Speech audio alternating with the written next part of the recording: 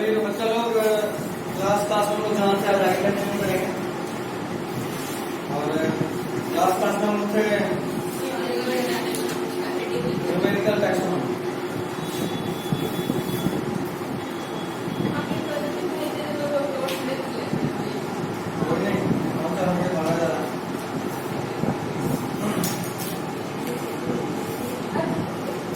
देखो अभी तक हम लोग जो पढ़े सबसे पहले हमने पढ़ा आर्टिफिशियल सिस्टम, फिर हमने पढ़ा नेचुरल सिस्टम और उसके बाद आया फाइलोजेनेटिक सिस्टम।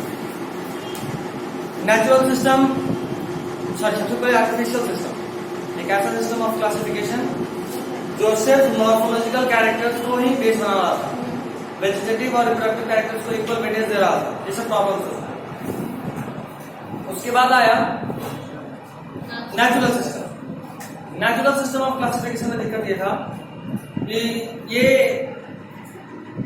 वेजिटेटिव और रिप्रोडक्टिव में से रिप्रोडक्टिव को ज्यादा वेटेज तो दे रहा था, लेकिन ये इवोल्यूशनरी रिलेशनशिप को ध्यान नहीं दिया, फाइलोजेनिक उसने कंसीडर नहीं करा। ये बहुत इंपॉर्टेंट बात होता है कि आप किस सीक्वेंस में इवॉल्व हुए हैं, अगर वो सीक्वेंस भी आपके पास है तो classification system is best, otherwise कुछ ना कुछ इश्यू है। उसके बाद आया फाइलोजेनेटिक सिस्टम ऑफ क्लासिफिकेशन जो सिंपली ये बोलता है जो ऑर्गेनिज्म जिससे इवॉल्व हो रहा है उस सीक्वेंस में अगर हम क्लासिफाई करें तो हमारा क्लासिफिकेशन और अच्छा हो।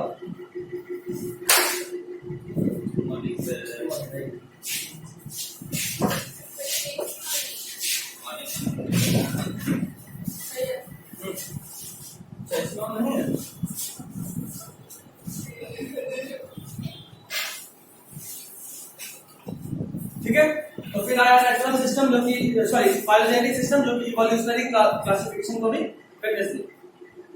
अभी इवोल्यूशनरी क्लासिफिकेशन होने के लिए जरूरी है कि आपको पता हो कि कौन सा ऑर्गेनिज्म किससे इवॉल्व करा है, कौन सा ऑर्गेनिज्म किससे इवॉल्व करा आपको पता होगा तभी आप कर सकते हो। मतलब ये कि आपको पता है कि हम चिंपैंजी से इवॉल्व किए हैं, चिंपैंजी हमारा क्लोज एंसेस्टर, कॉमन एंसेस्टर का सीक्वेंस मैंने लास्ट टाइम में बताया था। कॉमन एंसेस्टर कैसे चेक करते हैं, है ना? ठीक, इन सब बातों के बाद अब कॉमन एंसेस्टर पता करने के लिए जरूरी है कि मेरे पास कोई फॉसिल मिले, फॉसिल एविडेंस। फॉसिल क्या है आप टेंथ में पढ़े थे? Fossil are the dead remains of life, मतलब ये जैसे डायनासोर का हड्डी मिल गया और उस हड्डी से हम ये पता कर लिए कि अच्छा इस तरह का कोई ऑर्गेनिज्म था। ठीक है, डायनासोर एक रेप्टाइल था और रेप्टाइल और बर्ड के बीच में एक सीक्वेंस मिला में आर्कियोप्टेरिक्स, मैंने आपको उसका डायग्राम भी दिखाया था क्लास में। एक ऐसा बर्ड जिसके पास बीक तो था लेकिन उस बीक पे टिप भी थे। उससे क्या हुआ, अब ये सब कुछ पता चला अच्छा इस कहीं ना कहीं किसी न किसी तरीके से जो बर्ड्स हैं ये रेप्टाइल से ही इवॉल्व करे हैं। ये फॉसिल एविडेंस मिला तो मैं प्रूफ हो गया। लेकिन अगर कभी फॉसिल एविडेंस नहीं मिले तो हम लोग और भी कुछ क्लासिफिकेशन सिस्टम को यूज करते हैं जिसको भी पढ़ेंगे। लास्ट टाइम में यही लिखा था ना, became more important when there is no supporting fossil evidence। ठीक, नेक्स्ट, अगर फॉसिल एविडेंस नहीं रहा तो हम कौन कौन सा सिस्टम यूज कर सकते हैं उसके लिए लिखिए। क्या हुआ सर, राशन ले रहा था सर, अभी के पास ही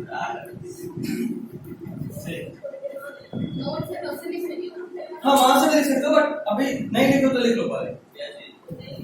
ऐसे मैंने आपको पीडीएफ भेजा है, लिखिए numerical taxonomy based on all observable characters,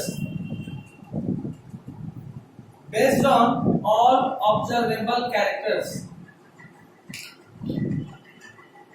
based on all observable characters।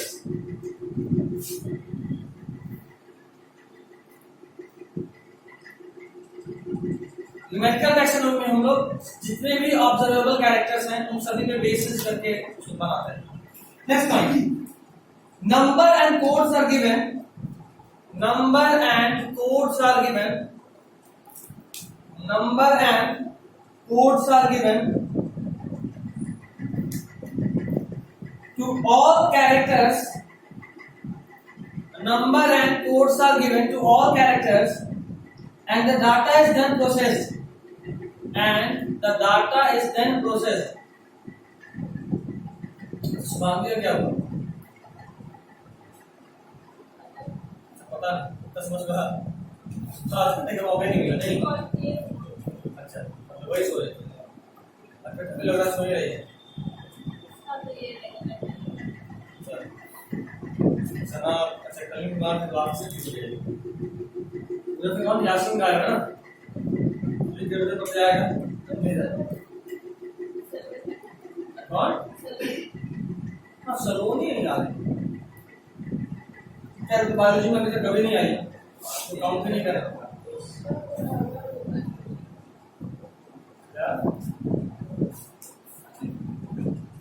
तो इसमें क्या करते हैं हम लोग, जितने भी कैरेक्टर्स होते हैं उन सब के लिए एक नंबर और कोड प्रोवाइड करते हैं। मतलब ये जैसे मान लो एक ह्यूमन यहाँ है, एक और यहाँ है, और एक चिंपैंजी यहाँ।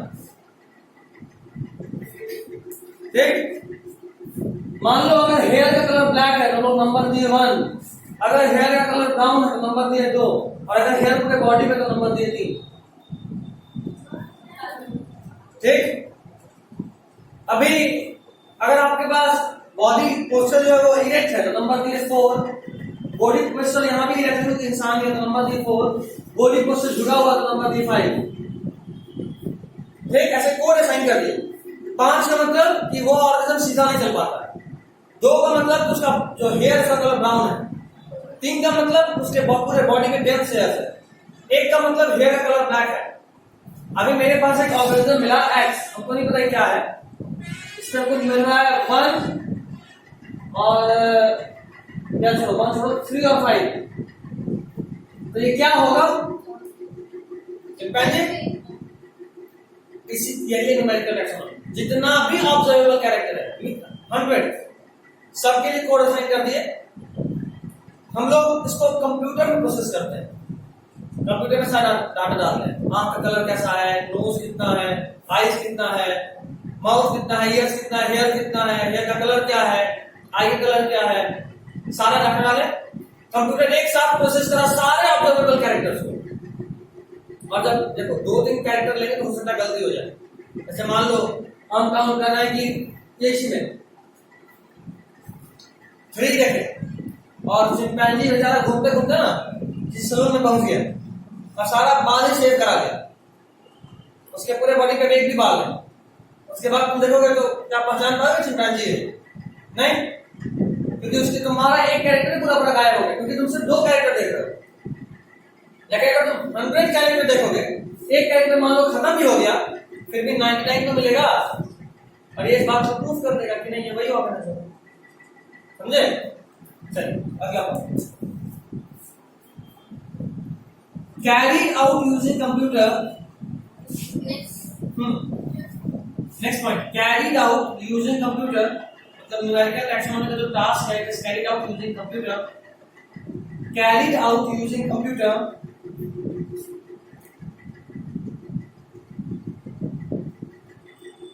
and so at the same time hundreds of characters can be considered, and so at the same time hundreds of characters can be considered, and so at the same time hundreds of characters can be considered, hundreds of characters can be considered। हो गया। Next point, each character is given equal importance.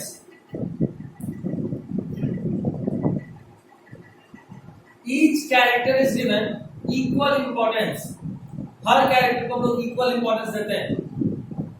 ठीक है, चलिए numerical taxonomy भी हो गया। Next cytotaxonomy.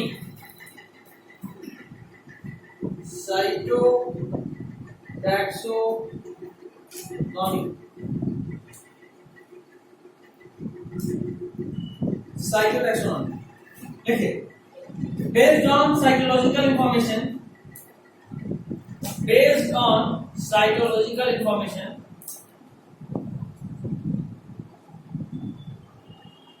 like chromosome number, based on psychological information like chromosome number and behavior. Psychological information like chromosome number, structure and behavior. Based on psychological information like chromosome number, structure and behavior. Like chromosome number, structure and behavior. Like chromosome number, structure and behavior. ठीक है? Cytotaxonomy में हम लोग क्या करते हैं, cell के अंदर उस ऑर्गेनिज्म के सेल का स्ट्रक्चर देखते हैं, सेल का कैरेक्टर्स देखते हैं, उसमें कितना क्रोमोसोम है, उसका स्ट्रक्चर क्या है, उसका फीचर्स क्या है, नंबर क्या है, ठीक है? इसको बोलेंगे साइटोलॉजिकल टैक्सोनॉमी. टैक्सोनॉमी क्या था? Taxonomy was simply classification of organisms in different groups on the basis of similarities and dissimilarities. किसी भी ऑर्गेनिज्म को अलग अलग ग्रुप में बांटना, उसमें सिमिलैरिटीज और डिसिमिलैरिटीज के बेसिस पे हम लोग उसी को बोलते हैं टैक्सोनॉमी. अभी टैक्सोनॉमी का बेस क्या है? Similarities and dissimilarity. लेकिन किसका सिमिलैरिटी डिसिमिलैरिटी? बॉडी स्ट्रक्चर का, एनाटॉमी का, इवोल्यूशनरी रिलेशनशिप का, सेल स्ट्रक्चर का. इस बेसिस पे हम लोग इतने तरह का टैक्सोनॉमी पढ़ रहे हैं. ठीक है? Taxonomy simply means classification of organisms in different groups. मतलब ये कि हम dog, cat, monkey, gorilla, gibbon, chimpanzee ये सब अलग अलग है, लेकिन अलग अलग ग्रुप में बांटने के लिए कोई तो बेसिस होगा. मतलब अगर इस क्लास को हम चाहे दो ग्रुप में बांट सकते हैं, गर्ल्स एंड बॉयज, बेसिस क्या होना है? जेंडर. तो अगर आप किसी भी चीज को क्लासिफाई करके कुछ तो बेस बनाओगे, तो ये सब बेसिस है. सबसे पहले हम पढ़े आर्टिफिशियल, जिसमें बेस क्या था? मॉर्फोलॉजिकल कैरेक्टर्स, बाहर से आप कैसा दिख रहे हैं. सेकंड पढ़े हम लोग नेचुरल. नेचुरल में बेस क्या था? Morphology as well as anatomy as well as reproductive characters, जिसमें रिप्रोडक्टिव कैरेक्टर्स को ज्यादा प्रेफरेंस दिया गया था. ठीक. फिर हमने पढ़ा phylogenetic. Phylogenetic system of classification में हमने बेस बनाया इवोल्यूशनरी रिलेशन को. मतलब हमारे पूर्वज, जिसके जिसके पूर्वज सेम थे वो एक ग्रुप, जिसका पूर्वज अलग था वो अलग. नॉर्मली हमारी सोसाइटी में भी यही होता है. हम लोग में बाबा एक थे, बाबा का मानो के दो बेटे, वो दो बेटे के फादर सेम है तो वो दोनों एक है. फिर उनके भी बच्चे हुए, अभी उनके बच्चों के लिए उनके फादर अलग अलग है ना. अभी वो दोनों कजन्स हो गए. एक थे ग्रैंड पेरेंट, उनका दो बच्चा बी और सी, फिर इनके भी दो बच्चे डी, ई, एफ और जी. जरा देखो, इन दोनों के लिए ये फादर है, ये दोनों एक है. ठीक. अब जरा हम लोग इन दोनों का कंपेयर करके देखो. दोनों कजन्स हैं, इन दोनों का कॉमन एंसेस्टर एक है तो ये दोनों एक ग्रुप में आएगा. इन दोनों की कॉमन एंसेस्टर एक है तो ये दोनों एक ग्रुप में आएगा. ऐसे होता है क्लासिफिकेशन. यही है फाइलोजेनेटिक सिस्टम, जहां हम अपने एंसेस्टर के बेसिस पे ग्रुपिंग करते हैं. हम अपने एंसेस्टर के बेसिस पे. चलिए नेक्स्ट, कीमोटैक्सोनॉमी. हाँ, कीमोटैक्सोनॉमी.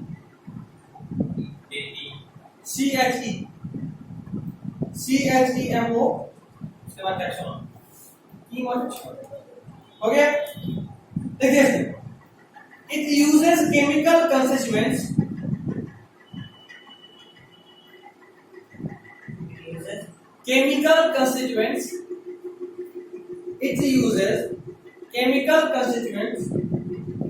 of the plant.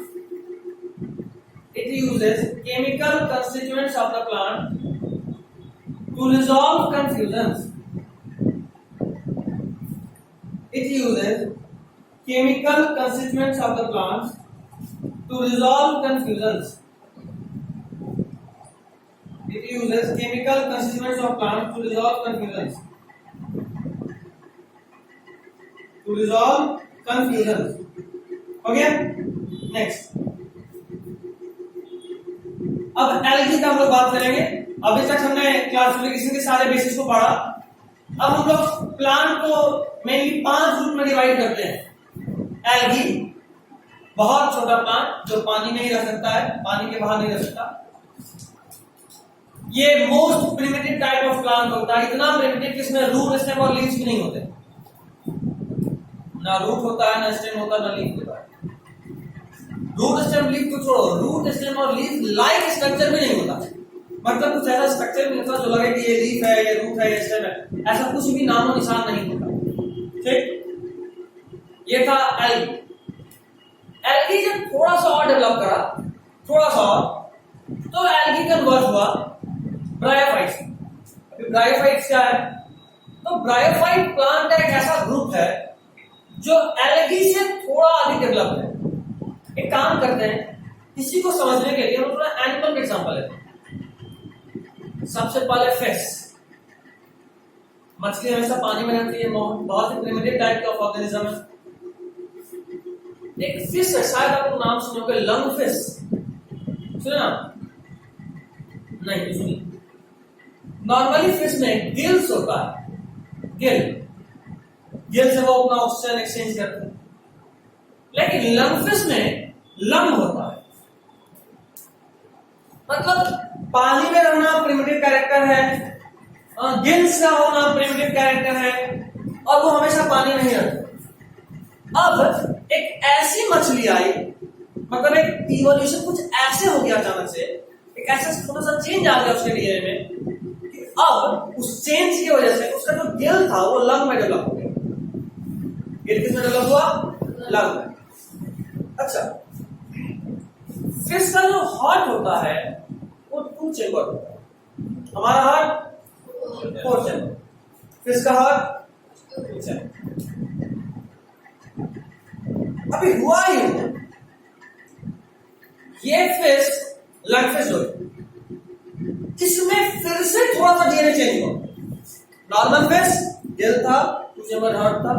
Lung fish, actually lung fish का जो हार्ट में ये भी 3 चेंबर है। लंग फिश में एक अचानक से ऐसा चेंज हुआ, इसका गिल लंग्स में कन्वर्ट हो गया, इसका हार्ट 2 से 3 चेंबर हो गया। ये साउथ अफ्रीका के कोस्ट पे। उसके बाद उसमें थोड़ा सा और चेंज हुआ, और अब वो फिश कुछ एम्फीबिया टाइप हो गए। एम्फीबिया एक ऐसा ग्रुप ऑफ ऑर्गेनिज्म जो क्या वाटर इंडिपेंडेंट है ना। फ्रॉग एम्फीबियन है, जिंदगी भर पानी में रह सकता है, बिल्कुल रह सकता है। जिंदगी भर जमीन पे रह सकता है नहीं। मतलब फिश जब एम्फीबिया में कन्वर्ट हुआ, फिश कभी जमीन पे नहीं आ पा रहा। एम्फीबिया जमीन पे आना शुरू हुआ, लेकिन इसका पूरा जिंदगी जमीन पे कट जाएगा? नो, इसका लाइफ साइकिल जमीन पे कंप्लीट नहीं होगा। किसी भी एम्फीबियन को रिप्रोडक्शन के लिए पानी में ही जाना है।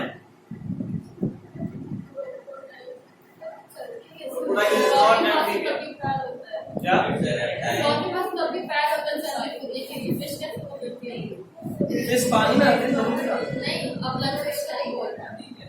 लंग फिश भी जमीन पे रहते नहीं। हाँ, जमीन पे चल सकती है।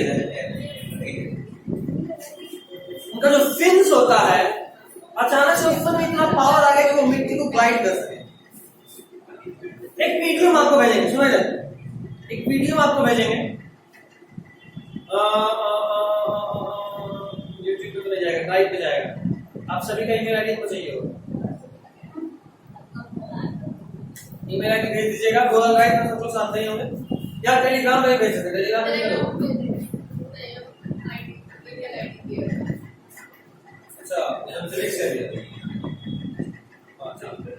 अच्छा, टेलीग्राम पे एक कष्ट भी है।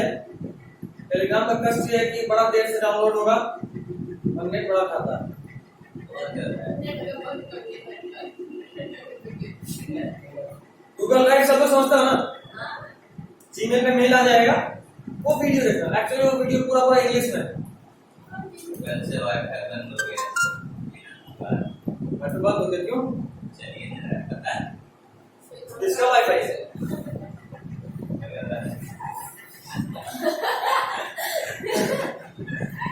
इतना नेट यूज हो गया तो सामने वाला तो बेचारा बंद करेगा ही नहीं। क्या? हाँ, बात बढ़े क्या आ ही नहीं रहा वाईफाई में, नामो निशान नहीं आया। निशान नहीं किया। खैर कोई नहीं। शॉर्टेज से ज्यादा रहते खैर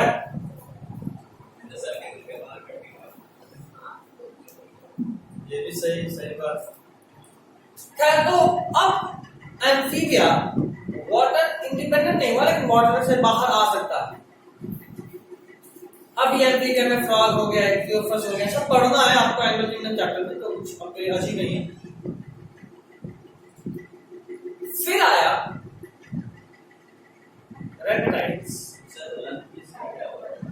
लंगफिश पानी में ही रखते थे, अभी भी है, मिलती है। इसको 1938 तक एक्सटेंड हुआ है। हम लोगों की तरह हम लोग तो एक जगह जाते हैं, चार है ये एक्ट क्या? हाँ, दो पानी में रहने के लिए सर गिल्स की जरूरत नहीं है, लंग्स भी काम करते हैं। गिल्स भी है। ऐसा थोड़ी ना बोला लंगफिश मतलब उसमें लंग है ये बोले, गिल नहीं है ये नहीं बोले। तो मछली है तो गिल तो होगा ही ना।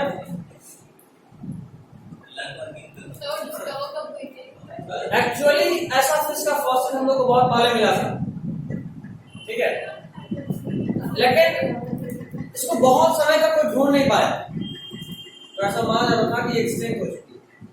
लेकिन 1938 में अचानक से साउथ अफ्रीका की कोस्ट पे ये मिल गई। 38 तब इसको माना है कि अच्छा नहीं, ये एक्सटिंक्ट नहीं हुआ, अभी भी मिलती है, लेकिन बहुत रिस्ट्रिक्टेड। और दुनिया में सिर्फ 3 जगह पे, साउथ अफ्रीका, पैसिफिक ओशन का स्पेशल रेंज, ये सब। फिर मेरा काम कर दिया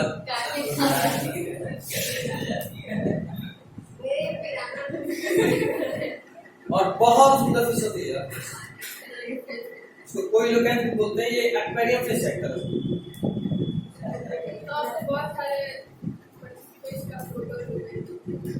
ठीक, अभी आगे चलो, अभी देखें। खैर इसके बाद एम्फीबिया आया, जो कि अच्छा रेप्टाइल आया। रेप्टाइल वाटर इंडिपेंडेंट हो गया, मतलब रेप्टाइल का पूरा जीवन जमीन पे गुजर सकता है। रेप्टाइल में भी 3 चैम्बर्ड हार्ट था, याद करो। लंगफिश में 3 चैम्बर्ड, एम्फीबिया में 3 चैम्बर्ड और रेप्टाइल में 3 चैम्बर्ड। लेकिन रेप्टाइल में एक और चीज आया, रेप्टाइल का एक नंबर है क्रोकोडाइल, इसमें 4 चैम्बर्ड। मतलब इवोल्यूशन देखो, हर ग्रुप में अगले ग्रुप का कुछ ना कुछ कोई ना कोई मेंबर में लक्ष्य आ जा रहा है, बस क्रोकोडाइल और नहीं।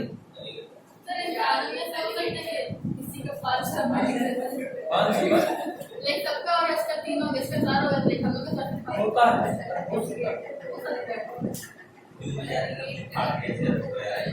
सुनो कभी कोई बच्चा जन्म जिसके दिल में छेद है? आज का सुनोगे, पैदा होते ही एक्चुअली होता, पता बाद में चलता है। 3 चैम्बर, दिल में छेद, इसी को बोलते हैं 3 चैम्बर। मतलब एक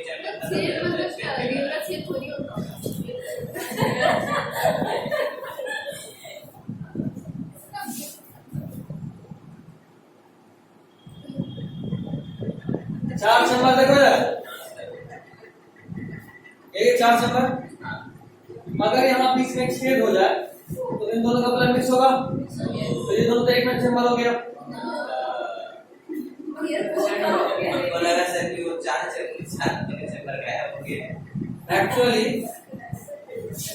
एक्चुअली ये सब में होता है फीटल स्टेज, लेकिन जब तक बच्चा जन्म मैच्योर होता है, जन्म लेते वक्त, तब तक में ये फ्यूज होते होते बंद हो जाता है। बाद में इसका सर्जरी वाले कहाँ होता होगा ना? और इसका तो अगर ये बंद हो गया तो आपका हार्ट में 4 चैम्बर हो गया। अगर बंद नहीं हो पाया तो एक छेद रह गया, इसी को बोलेंगे 3 चैम्बर। इसी में तुरंत सर्जरी करते हैं और सर्जरी करके इसको बंद करते हैं। बंद कर पाए तो ठीक, नहीं कर पाए तो कहानी खत्म। और इसका छेद रहा तो सर कितना दिन सर सर्जरी करते हैं तो काफी बच्चे के बड़े होने के बाद ही ना? 6-7 साल। 6-7 साल है ना? कब तक जी पाएगा बच्चा? उसके बाद बॉडी एक्टिविटी बढ़ता है ना, तो ब्लड में ऑक्सीजनेटेड ब्लड चाहिए, हम मिक्सिंग हो जाएगा। सर ये जो छेद रहता है सर वो बचपन से ही रहता है ना, बाद में तो नहीं होता है। अगर बचपन से रहा तो ज्यादा से ज्यादा 10 साल तक नहीं डाल सकता है छेद में। 10 साल नहीं, उससे भी कम। बॉडी एक्टिविटी जैसे जैसे बढ़ना चालू होगा। अगर कोई अभी बोल रहा होगा अगर दोस्तों में हाय मेरा दिल में छेद हो गया तो उसको क्या बोलेंगे? एक तरह जिंदा कैसे बचा हुआ है? अगर दिल में छेद रहेगा तो लेथार्जिक हो जाएगा, मतलब बहुत ही वीक टाइप का रहेगा, शांत वान बैठने वाला बच्चा। आंट जैसा दिखता है सर। कि अगर वो दौड़ेगा फिरेगा तो यहाँ बॉडी को ऑक्सीजन चाहिए, एनर्जी चाहिए, यहाँ ब्लड ही मिक्स कर रहा है, ऑक्सीजन ब्लड पहुंचेगा ही नहीं। सर्जरी करते वक्त उसको बंद नहीं कर सकते तो बच्चा नहीं करेगा। बोल देगा सब डॉक्टर बनना है हमको ना, खुद ही करना होगा। और भी तो बनते होंगे ना, बस सर्जन खुद ही बनते हैं। किसी में इंजेक्शन देना पड़ता ही है, फिट तो करना ही पड़ता है। ऐसे करने की जगह चिपका दो। सीधे सर्जरी का ऑपरेशन करना पड़ेगा सर्जरी। कभी हड्डी के डॉक्टर को देखे हो? हड्डी के डॉक्टर को अगर उसका मशीन से देखने को लगे कारपेंटर, आरी, हथौड़ा, कांटी, स्क्रू ड्राइवर वाली सब लेकर घूमता है, उस जगह को बस समझ कर देते हैं।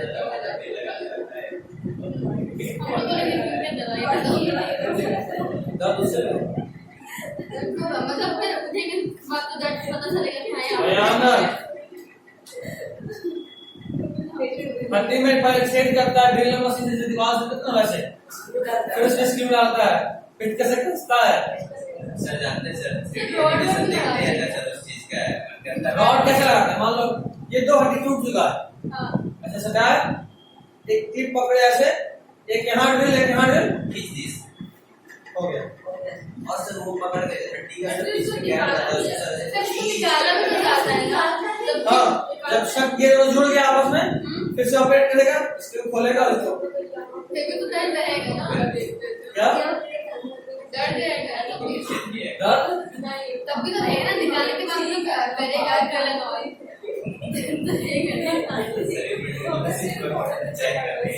चलो सुनो क्या हो गया? ना सर सोच रहे हैं चेक करते करते खुल गया दिमाग। नहीं भैया थोड़ा ये सब छोड़ो, ये सब मत बोल, बड़ा ही पेनफुल होता है। नहीं सर देख कर क्या ठीक है, काम करके हम लोग जब छोटे थे ना, मतलब 9-10 में हमारा जो ग्रुप होता था, तो वो अच्छा जो डॉक्टर बनेंगे तो जहाँ जो लड़का होता है भाई डॉक्टर बन, हम डेली एक ना एक को तैयार भेजेंगे, मेरा 3% का कमीशन फिक्स जी। खैर अच्छा ना, डेली एक को दोस्ती करने भाई भेजे हो यहीं आके तोड़ना है। सर भी बोलेंगे तुम ही लोग तो दोस्त हो यार। चलो अभी सुनो, रेपेटाइल बना, रेपेटाइल टोटली वाटर इंडिपेंडेंट था, उसमें 3 चैम्बर हार्ट, अचानक से क्रोकोडाइल आया, इसमें 4 चैम्बर हार्ट, फिर आया बर्ड और रेपेटाइल में एक लिंक था आर्कियोपेरिक्स, जो इस बात को प्रूव किया कि रेपेटाइल बर्ड से डेवलप किया है। आर्कियोपेरिक्स एक ऐसी बर्ड थी, बता रहे आर्कियोपेरिक्स एक ऐसी बर्ड थी, ये हम दिखाए नहीं, अच्छा नहीं इवोल्यूशन को नेटवर्क देता है, कैसी बर्ड थी इसके पास चोंच था, लेकिन चोंच के ऊपर दांत था, बीक से बीक्स और बीक के ऊपर तिल रेपेटाइल की तरह, चोंच बर्ड की तरह। डायनासोर ये भी रेपेटाइल था, लेकिन उड़ने वाला डायनासोर भी तो था, याद है? जुरासिक काल सब देखा है। तो इससे ये बात प्रूफ हुआ कि अच्छा बर्ड जो है वो रेप्टाइल से डेवलप करेंगे।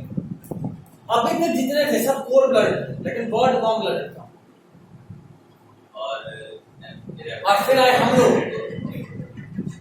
भी warm blooded, 4 chamber heart, bird भी 4 चैम्बर हार्ट। हम लोगों में हर तरह का ऑर्गन है। मैमल उड़ भी सकता है, मैमल पानी में भी रहता है, मैमल जमीन में भी रहता है। उड़ने वाला मैमल बैट, चमगादड़, पानी में रहने वाला मैमल व्हेल, और जमीन पे तो तुम सब हो, हम भी हैं। ठीक है। अभी यही कहानी प्लांट में। सबसे पहला प्लांट छोटा है, बहुत सिंपल बॉडी है, रूट लीफ सिस्टम कुछ नहीं है, थैलस लाइक बॉडी, मतलब बॉडी सिर्फ सेल का एक मांस का टुकड़ा है बस, और कुछ नहीं। जैसे अमीबा कैसा है, सिर्फ एक सेल है और कुछ नहीं, मुंह नाक कान का कुछ नहीं, बस ये एल्गी थोड़ा डेवलप करना तो बना ब्रायोफाइट। ब्रायोफाइट को बोलते हैं amphibian of the plant kingdom. Amphibian बोलते हैं, समझ में आ गया क्या क्या फीचर होगा। पानी से बाहर आ सकता है लेकिन वाटर इंडिपेंडेंट नहीं है, फर्टिलाइजेशन के लिए इसको पानी चाहिए। ठीक, वो भी बात है, लेकिन ये असल में सी शोर के किनारे होता है। पानी से एम्फीबियन रेप्टाइल और एप्स वगैरह रेप्टाइल वापस बोलो, प्लांट भी क्या रेप्टाइल और एम्फीबियन उसकी तरह का कैरेक्टर वो नहीं बोल सकते हैं सर, प्लांट एम्फीबियन है, रेप्टाइल है नहीं, बस ब्रायोफाइट बोलते हैं amphibian of the plant kingdom, plant kingdom का एम्फीबियन। उसके बाद आया टेरिडोफाइट। टेरिडोफाइट फिर से वाटर इंडिपेंडेंट हुआ, थोड़ा और डेवलप करा, थोड़ा। अच्छा, ब्रायोफाइट में तो रूट स्टेम लीफ को नहीं आता, लेकिन root like stem like leaf like structure आ गया था।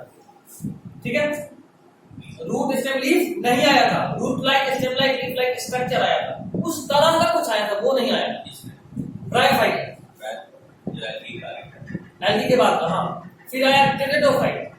टेरिडोफाइट में रूट स्टेम लीफ आ गया, सब यूनिसेलुलर था लेकिन आ गया। फिर आया जिम्नोस्पर्म, ये बड़े बड़े प्लांट होने लगे, इनमें जाइलम फ्लोएम आ गया। टेरिडोफाइट में जाइलम फ्लोएम नहीं था, लेकिन वाटर वेस्सल कुछ टिश्यूज थे जो वाटर में नहीं कर सकते। फिर आया एंजियोस्पर्म, जो मोस्ट डेवलप्ड प्लांट्स है। उसके बाद अब कुछ नहीं। उसके बाद हुआ 5 ग्रुप यहाँ, algae, bryophyte, pteridophyte, gymnosperm, angiosperm. आपको एल्गी और ब्रायोफाइट हम ऑफलाइन पढ़ाएंगे, टेरिडोफाइट और जिम्नोस्पर्म का आपके पास एक लेक्चर जाएगा, एक लेक्चर 1 घंटे का, चैप्टर फिनिश। एंजियोस्पर्म आपको अभी नहीं, एंजियोस्पर्म अभी आपको नहीं पढ़ना, ये पढ़ना 12th में एक चैप्टर बन गया है। जब पहुंच जाएंगे वहां। अच्छा, प्लांट इसी चैप्टर का है, ब्रायोफाइट मतलब ब्रायोफाइट के बाद है। ठीक है। अच्छा, एल्गी को फिर से 3 पार्ट में डिवाइड करें on the basis of availability of pigment. उसमें फोटोसिंथेटिक पिगमेंट कैसा है इसके बेसिस पे एल्गी को 3 पार्ट में क्लासिफाई करें। एल्गी अब हम लोग थोड़ा अच्छे से पढ़ते हैं, देखना शुरू कीजिए। एल्गी, हेडिंग एल्गी,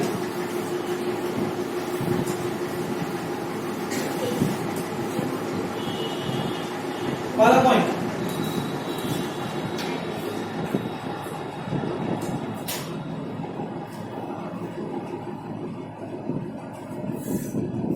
एनसीईआरटी का पहला पैराग्राफ है, पहला पॉइंट है, जरा हम पढ़ दें। दे आर क्लोरोफिल बियरिंग, देखिए ना, लिख लीजिए, पढ़ लिखो। दे आर क्लोरोफिल बियरिंग, जिसके पास है वो अंडरलाइन कर लो, वो लिखना मत। एनसीईआरटी है तो अंडरलाइन कीजिए, पहला पैराग्राफ एल्गी का, पेज नंबर 30। बुक नहीं है तो फिर अंडरलाइन लिखिए। सभी तुम्हारे पास एनसीईआरटी नहीं है, बच्चा खरीदो। बायोलॉजी में एनसीईआरटी ही सब कुछ है, यहाँ कोई साइंस नहीं खरीदते, सिर्फ एनसीईआरटी। बाकी जो भी पैकेज होगा वो हम देंगे, अगर एक्स्ट्रा चाहिए हो तो हम अपने तरफ से देंगे। एनसीईआरटी को खरीदना आज ही खरीद लेंगे, महंगा बुक नहीं है, 150 से कम में हो जाएगा। कितने का बुक है वो अभी देंगे, नहीं 230 ज्यादा हो गया, 230 पूरा 11th का एक ही बुक है, फिजिक्स में 2 है, यहाँ एक ही है, 230। आज क्या ले लो, मेरे पास सिलेबस के टाइम है, परसों की क्लास में आप ले लेंगे। अभी कब तक पढ़ाएंगे? कितना जरूर 11 बजे बोले कि नाश्ता भी करना तो 11:30 बजे। नाश्ता अब नहीं करना, 5 बजे 5 बजे नाश्ता कितना टाइम लगता है? 10-15 मिनट तो करेंगे। मोबाइल लेके खाती हो, टीवी देखते हो, बिना कुछ देखे खाएगी 8 मिनट में हो जाएगा।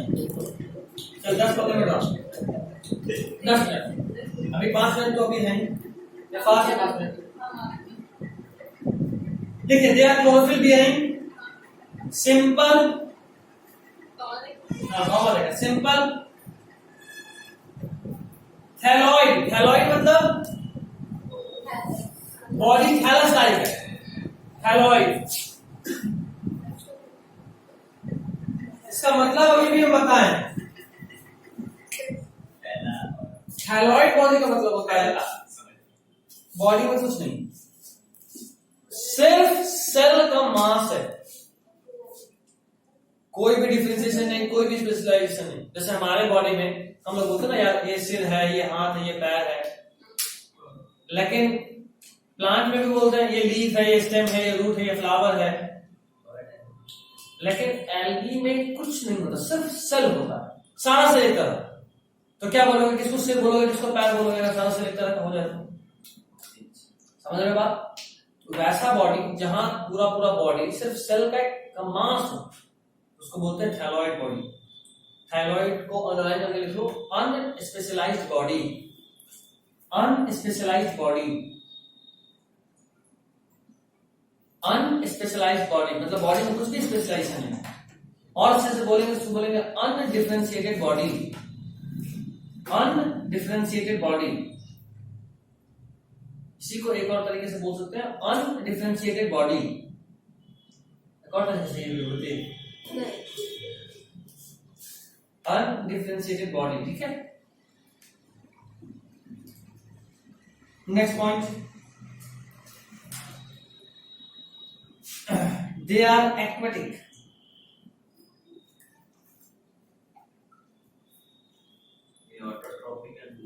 ऑटोट्रॉपिक क्लोरोफिल बियरिंग हो गया तो वहीं पर काम खत्म हो गया। अगर आप बोल रहे क्लोरोफिल बियरिंग मतलब ऑटोट्रॉपिक होगा, समझे नहीं समझे? ये बोलते समझे नहीं समझे क्या? शकल बता रहा था कि दिमाग खोल गई थी, मतलब ब्लाइंड हो गया, डम। क्लोरोफिल बियरिंग अगर है तो जाहिर सी बात है कि ऑटोट्रॉपिक होगा, अभी जिंदा है।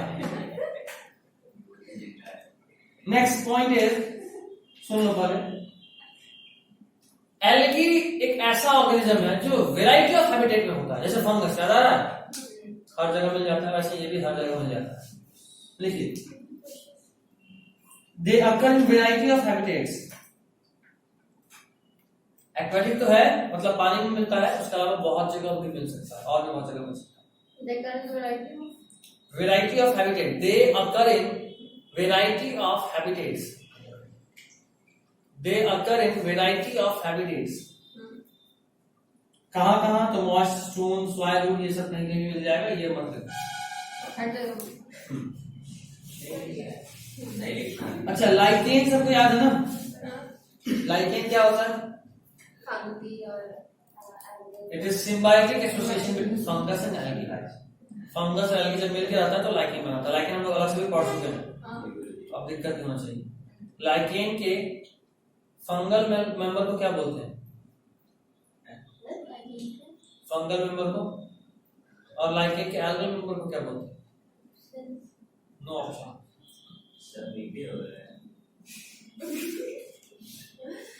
मायोबायोन एंड फाइटोबायोन।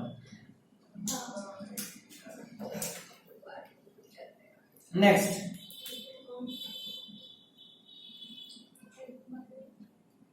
अब लिखना शुरू कीजिएगा। देखो, अच्छा, इसमें बहुत तरह का बॉडी भी मिलता है।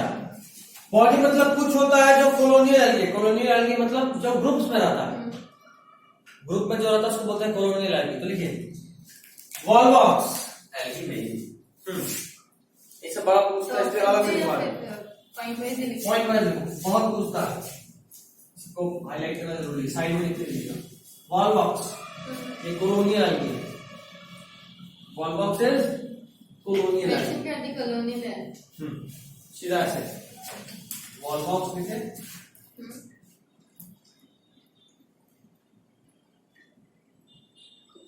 नेक्स्ट यूलोथेक्स में स्पाइरोलाइडा.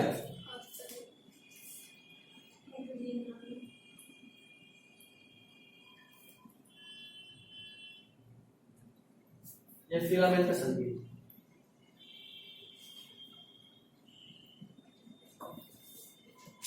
ठीक है. Next is kelp.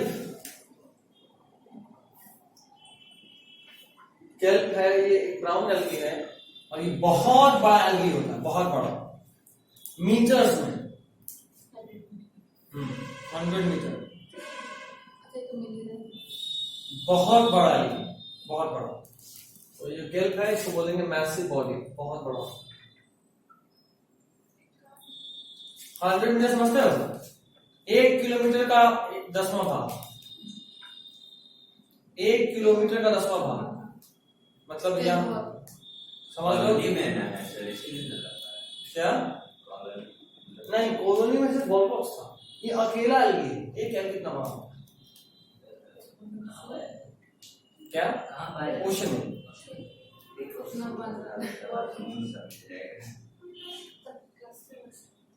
नहीं, अकेला है. एक एल्गी मल्टीसेलुलर है. मतलब समझो यहां से लेके जो मौसम विभाग वाला है उतना, या फिर अगर इधर जाए तो मजा से शुरू करो. और लैक्मी वाला जो है, नहीं लैक्मी वाला ज्यादा हो गया, पंजाब स्पोर्ट्स वो भी नहीं देते. पेट्रोल पंप से कैंसर हॉस्पिटल.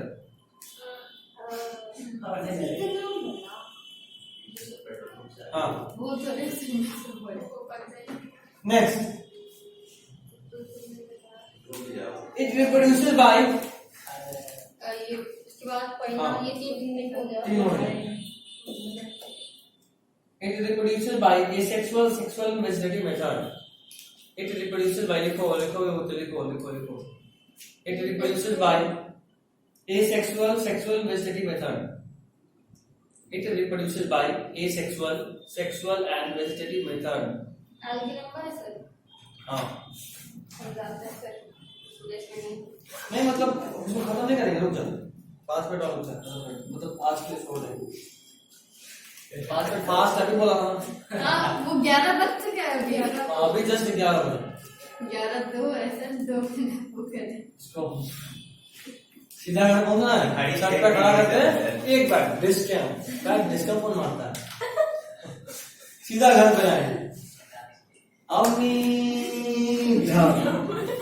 अच्छा, बड़ा जल्दी आ गए. वो डायरेक्ट शिपमेंट था.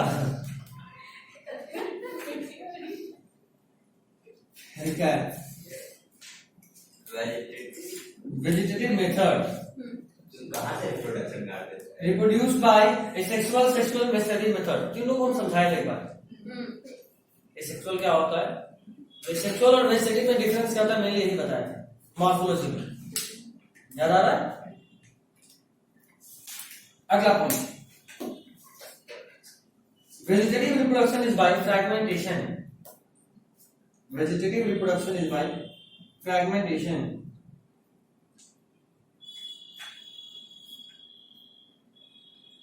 Vegetative reproduction is by fragmentation. हो गया? तुम लोग का मैथ्स फिजिक्स का पैकेज बन गया है, आज भेज देंगे. बेसिक मैथ्स सारा खत्म करके कल सॉल्व कर लेना. ठीक है ना? थोड़ा सा रहम खाइए. अब भी तुम लोग 11th में नहीं 12th पहुंचने वाले हो. अब कुछ नहीं, नीड देने वाले. 8 घंटा का स्टडी हमको चाहिए घर पे. आंखों में तेल लगाना शुरू कर दिया. पहले तो उल्टा लटकाएंगे हम जहाँ कुछ बोला. अपने को 8 घंटा चाहिए अगले 1 महीने में.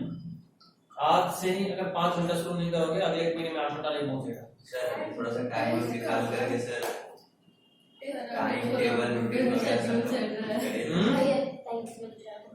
टाइम टेबल कुछ मोटिवेशन लेक्चर तो दीजिए सर। का है कोई सुबह अलग उठता है, कोई रात में पढ़ता है। हम लोग अपना हिसाब से सुना देंगे सर। तो हम बता दो 8 घंटा तेरे को निकालना है। 8 मतलब सर किस सब्जेक्ट को किस तरह से करना, उसका कौन सा चैप्टर कितना दिन में होगा, इस टाइप ये गलत है सोच है। हम तो देख के 10 मिनट में खत्म करने चाहते हैं। अपने हाथ से बना रहे। आप शुरू में कैसे किए? शुरू में पढ़ना नहीं करते थे, तो हम लोग तो इसलिए हम यहाँ तुम यही रहोगे। जाएगा। आगे रैंक पे तुरंत इतना डिले नहीं लेना चाहिए।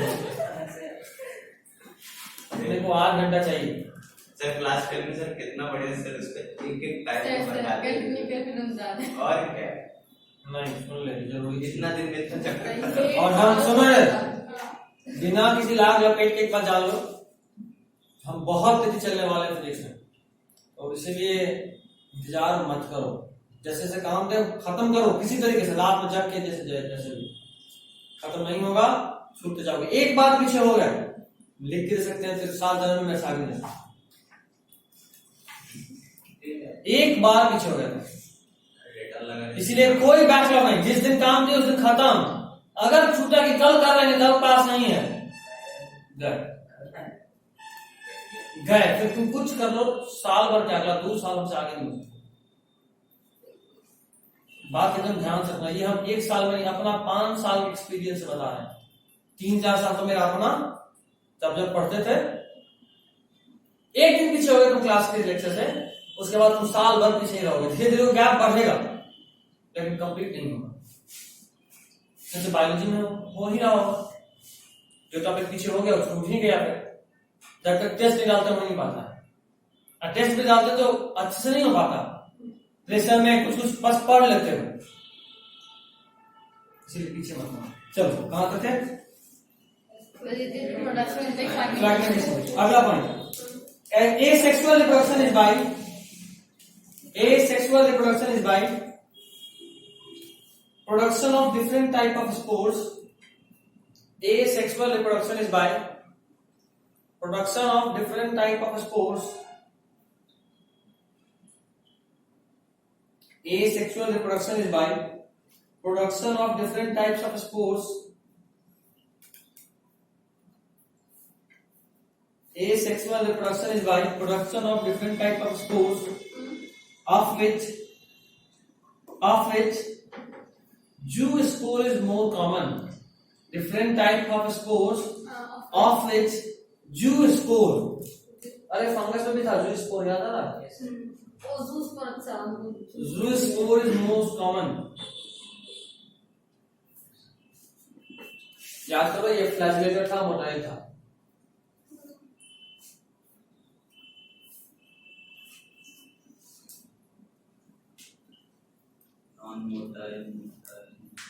हो गया, आर फ्लैजेलेटेड एंड मोटाइल। इसी में देख कैसे लिखे हैं, जो स्पोर को अंडरलाइन करके लिख लूं वहीं पे, ये फ्लैजेलेटेड भी होता है, मोटाइल भी होता है। अब सेक्सुअल में 3 पॉइंट लिखना है बस, मतलब टोटल 12 वर्ड, 3 पॉइंट मिला के। सुन लो एक बार, गैमेट्स 3 तरह का होता है, शायद ये बताए भी हैं, गैमेट्स 3 तरह का होता है, आइसोगैमस, अनिसोगैमस, कोगैमस। Isogamous, अनिसोगैमस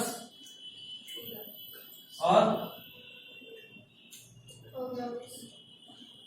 iso, अनिसो, कोगैमस। ठीक है, अगर किसी ऑर्गेनिज्म का मेल गैमेट और फीमेल गैमेट सेम हो, सेम 2 टर्म्स में, इनका मोटिलिटी भी सेम हो और इनका शेप एंड साइज भी सेम हो। मोटिलिटी सेम का मतलब क्या? अगर मोटाइल है तो दोनों मोटाइल है, नॉन मोटाइल है दोनों नॉन मोटाइल है। मतलब अगर जैसे स्पर्म, हमारे में क्या होता है, स्पर्म मूव करता है लेकिन एग नहीं करता, नॉन मोटाइल होता है। तो अगर एक भी मोटाइल होता तो बोलते हैं मोटिलिटी सेम, या अगर एक ने एक मूव कर रहा है तो स्पर्म भी मूव नहीं कर रहा, तो बोलते मोटिलिटी सेम।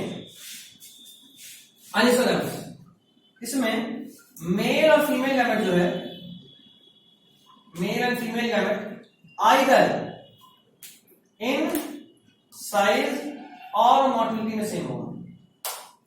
मतलब अगर साइज सेम रहा तो मोटिलिटी डिफरेंट, मोटिलिटी सेम रहा तो साइज डिफरेंट, तो क्या बोलेंगे?